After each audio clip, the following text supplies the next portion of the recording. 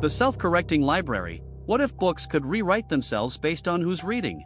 The camera opens on a dimly lit, richly paneled study. Dust motes dance in the single shaft of morning light cutting across mahogany shelves packed floor to ceiling with ancient, leather-bound books. Our protagonist, Elias Vance, 40s, sharp, slightly paranoid, a retired linguistic professor, sits hunched over a heavy, unmarked tome, his face etched with exhaustion and obsessive focus. For 6 months, Elias has lived in this old academic library, meticulously cataloging the books left behind by his mentor, Professor Alistair Thorne, who vanished without a trace, leaving behind only one cryptic note: "The truth is fluid." Elias believed Thorne was close to a revolutionary discovery, but the nature of that discovery remained a painful mystery.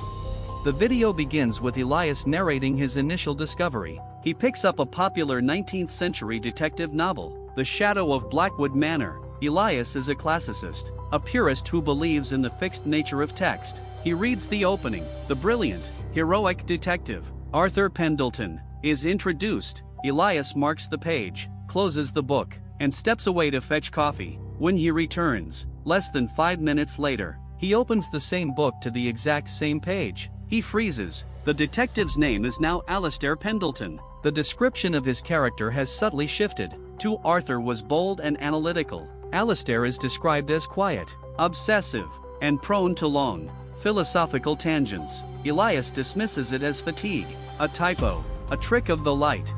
The next day, the same thing happens. He reads a history of the Roman Empire. The narrative explicitly praises the pragmatic genius of Marcus Aurelius. He sets the book aside when his estranged wife, Clara, a scientist, practical and skeptical, calls him about the estate. When he returns, the history now frames Marcus Aurelius as a dangerous idealist whose pacifism led to the empire's slow demise. The core historical facts remain, but the interpretation, the entire moral compass of the text, has changed. Elias realizes the horrifying truth: these books are not static, they are fluid. They are responding to him.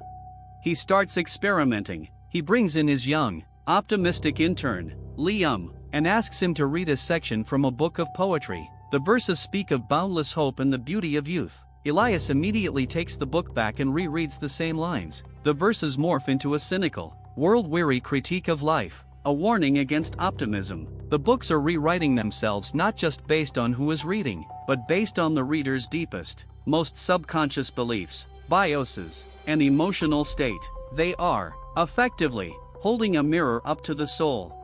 The video montage accelerates. Elias tries to force the books to reveal their secret by reading texts designed to trigger specific responses. He reads a biography of a famous philanthropist while thinking about his own failures. The biography suddenly focuses intensely on the philanthropist's hidden greed. He reads a religious text while feeling guilt. The text changes from a message of universal forgiveness to a rigid decree of divine judgment. He realizes that this is the mechanism of Alistair Thorne's disappearance. The books were rewriting the reality of the text to perfectly match the reader's internal world. If a book of physics changed its laws to match a reader's warped perception, what would happen?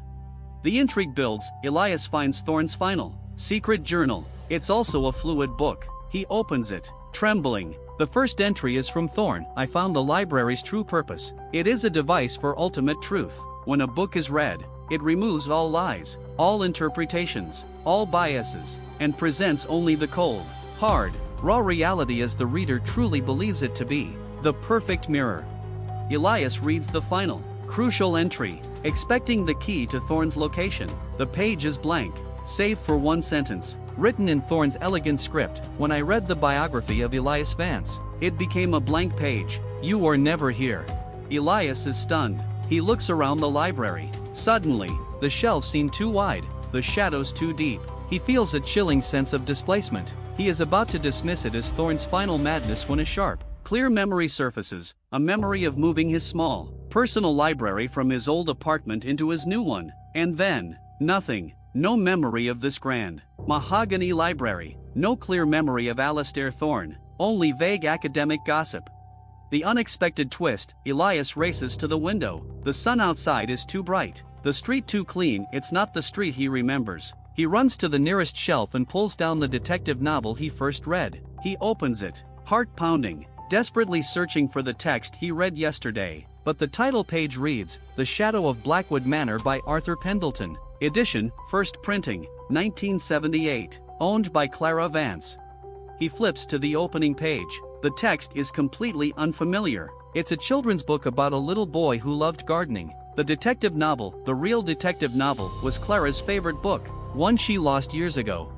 The reveal, the camera pans back to Thorne's journal, still open on the table. The words shimmer and rearrange themselves. Elias, driven by desperation, leans closer. The final, terrifying sentence now reads, The library does not reflect the reader's soul. It reflects the deepest, most desperate wish of the reader. When I wished for a new life, the books created a new world for me to live in. Elias, you wished for an all-consuming mystery to replace the emptiness of your retirement. I gave you this library and the illusion of my disappearance. You are living inside your own self-written book. The camera focuses tightly on Elias's face as the realization hits him. The books didn't reflect his mind. They created his reality based on his need for purpose, his need for a mystery to solve. This magnificent, antique library, his obsessive quest, the vanishing mentor, it was all a story written by his own yearning. He is a fictional character in a world tailored precisely for his loneliness. The final shot is of Elias reaching out to touch one of the books. As his fingers brush the leather spine, the entire library begins to dissolve, the wood grain blurring into a featureless white light, the sound fading to a single, panicked intake of breath. The video cuts to black. End scene.